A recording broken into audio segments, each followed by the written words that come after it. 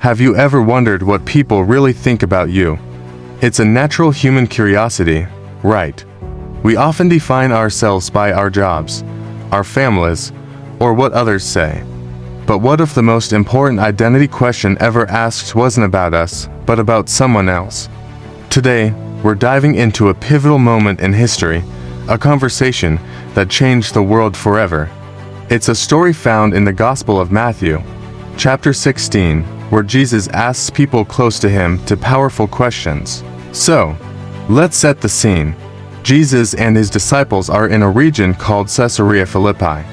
This place was known for its diverse religious landscape, a melting pot of different beliefs and idols. It's here, surrounded by all these different ideas about God, that Jesus decides to get personal. He turns to his disciples and asks, "Who do people say that the Son of Man is?" It's a brilliant question. He's not asking for gossip. He's gauging the public's perception. The disciples start chiming in with the popular opinions of the day. They say, some say John the Baptist. Now, this makes sense. John the Baptist was a powerful preacher who had recently been executed by King Herod. People were so amazed by Jesus' miracles and authority that they thought maybe John had come back from the dead. It was a supernatural explanation for a supernatural man. Then they mention others. Some say Elijah. Why Elijah? In Jewish tradition, it was prophesied that the great prophet Elijah would return before the Messiah came. So, for some, Jesus' ministry felt like the forerunner to something even bigger. They saw him as the warm-up act, not the main event.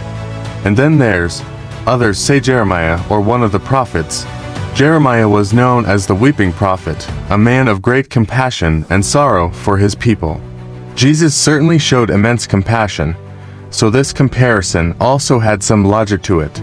Essentially, the consensus was clear. People recognized Jesus was special. He wasn't just another teacher. They placed him in the highest category they knew, a legendary prophet of God. But here's the thing. While these were all compliments, they all fell short.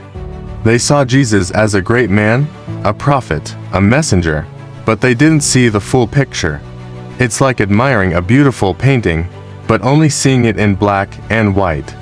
The full color and depth were missing. This is a trap we can fall into even today, isn't it? We can admire Jesus as a great moral teacher, a historical figure, a source of inspiring quotes. But that's not the whole story. This brings us to the second, and far more important, question. After hearing what everyone else thought, Jesus looks directly at his disciples and asks, "But who do you say that I am?" This is where it gets real. It's no longer about public opinion polls or what the crowd thinks. It's about personal conviction. It's a question that cuts through all the noise and demands a personal answer. And it's a question he still asks each of us today. In that moment of silence, one disciple steps forward. It's Simon, who we often know as Peter. And what he says next is not just an opinion. It's a divine revelation. He declares, "You are the Christ, the Son of the living God." Let's break that down because every word is packed with meaning. First, you are the Christ. The word Christ in Jesus' last name, it's a title. It's the Greek word for the Hebrew Messiah, which means anointed one. For centuries, the Jewish people had been waiting for a promised king, a savior who would deliver them. Peter is declaring that Jesus is that long-awaited one. He is the fulfillment of all the prophecies, the hero of the entire story. But he doesn't stop there. He adds, the Son of the living God. This takes it to a whole new level. He's not just a chosen human king, he is divine. He shares the very nature of God. The term living God is crucial here, especially in Caesarea Philippi, which was filled with temples to lifeless, stone idols. Peter is proclaiming that Jesus is the Son of the one true, active, living God who created the universe. This is the ultimate statement of faith. It's the full color, high-definition truth of who Jesus is. Jesus' response to Peter is fascinating. He says, "Blessed are you, Simon son of Jonah, for flesh and blood has not revealed this to you, but my Father who is in heaven." Jesus confirms that Peter didn't figure this out through human intellect or clever deduction. This truth was a gift, a revelation straight from God the Father. This shows us that truly understanding who Jesus isn't just an academic exercise. It's a spiritual experience. Now we get to the part of the story that has been discussed and debated for centuries. Building on this incredible confession, Jesus says, "And I tell you, you are Peter, and on this rock I will build my church, and the gates of hell shall not prevail against it." Let's unpack this powerful statement. First, Jesus gives Simon a new name, Peter, which in Greek is Petros, meaning a rock or a stone. Then he says, "On this rock." In Greek, Petra, meaning a large bedrock or foundation, "I will build my church." There's a clever play on words here. So, what is this rock that the church is built on? Some believe the rock is Peter himself, as the first leader or pope of the church. Others believe the rock is not Peter the man, but his confession of faith, the foundational truth that Jesus is the Christ, the Son of the living God, and some see it as Christ himself, who the Bible elsewhere calls the cornerstone. Regardless of the precise interpretation, the main point is crystal clear. The church is built on the unshakable reality of who Jesus is. This truth that Jesus is the divine Messiah is the bedrock. It's the non-negotiable foundation. A church, a faith, or a life not built on this truth is built on sinking sand. And look at the promise attached to it. The gates of hell shall not prevail against it. The gates of hell here represents the power of death and all the forces of evil. Jesus is making an audacious promise.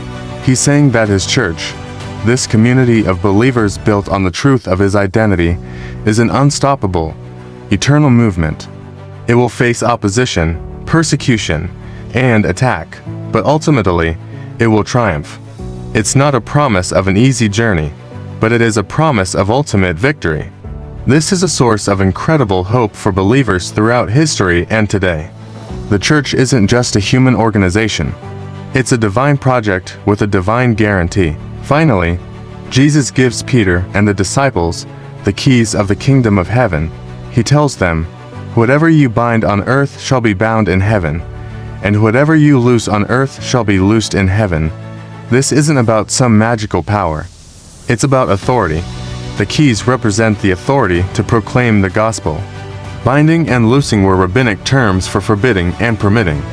The disciples were given the authority to declare the terms of salvation based on Jesus' teachings.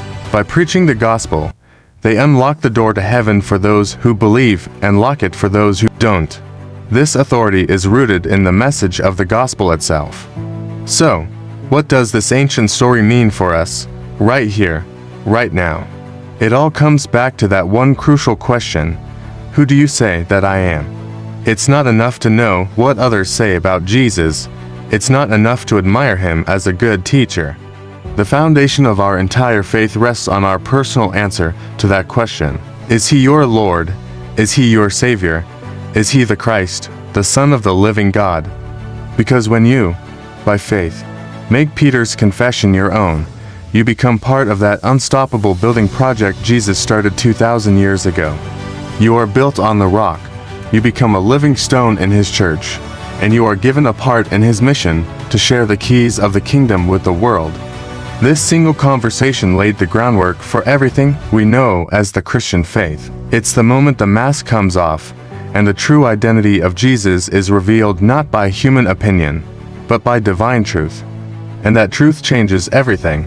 Thank you so much for joining me today to explore this incredible passage. If this has encouraged you or made you think, I'd love for you to hit that like button and subscribe to the channel for more content like this.